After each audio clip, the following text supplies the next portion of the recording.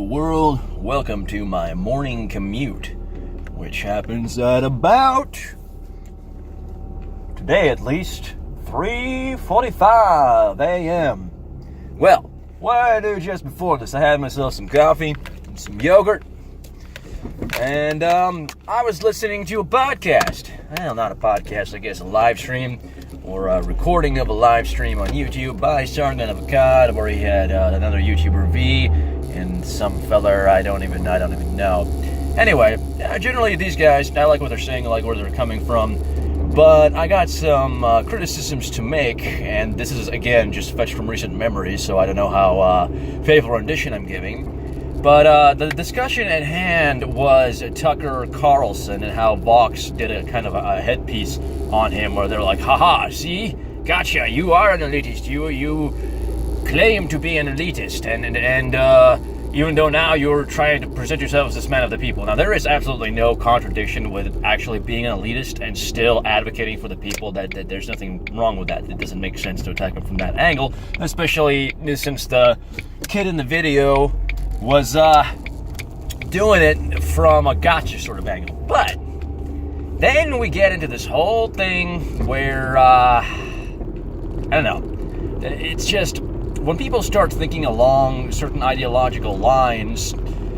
it leads, whether it's to the right or to the left, or to the center or wherever. And yes, the center does kind of have its own ideology that seeps in, and that's a topic for a different video. But anyway, here we go. Who the hell is behind me? This is my morning. We're supposed to be out here this early. This is the goddamn little fucking shit out of luck bastards like us is gonna be out here, not you, feller. I don't know. He's probably one of the pros, man. Fight the power with me, bro. All right, let's form a. Okay, I'm in a unit. Okay, well, fuck it. Okay, now here we go. Yeah. So one of the arguments that Sargon put forward, or one of the supporting points, is that, you know, it's easy to make a pencil. Like the factory worker doesn't have to do very much work to make a single pencil, and therefore this Marxist criticism of the way that things are done is rendered null and void. Well, again, you see, it's not the fact that, and I don't know if this is the Marxist theory, but this is my kind of interpretation of why that argument against this purported Marxist theory, which to me just seems like a valid criticism of, hey, why are some people paid, you know, dog shit, and other people paid a lot? I understand that there are different jobs where you get paid different things, you do different things, and it takes a lot more training to do one thing than another. I'm not a fucking retard. But the person that makes a pencil doesn't make a single pencil. They make a shit ton of fucking pencils all day long, and generally they are not very well compensated for that type of thing, especially since the kind of places that make pencils are usually in places like China, etc., which isn't a communist country, but it's in a communist country that benefits from a system that's very similar to the system that we have here, wherein the people that actually produce the goods don't get very much of the pie. Now, America is obviously a little bit more fair, and I don't know that we can institute these things through laws of like how much people should be paid, but it's a discussion worth having. And this air of dismissiveness that comes from like, oh, well, this is just class envy, is bullshit. It's absolute fucking bullshit. Again, one other point that really is stuck in my craw was like, I think he just said that, yeah. Oh, and they have this class envy. This is paraphrasing to the nth degree, but they have this class envy, and so the rich, you know, they hate the rich, that the rich are doing well, and not realizing that they're doing better as well. Well, look, usually when people get a problem with like the rich, it's maybe these kind of activist types. Yeah, that's an accurate representation of. But it's generally because the rich do not contribute that much. Like, or they're in a position where contributing doesn't cost them that much fucking effort.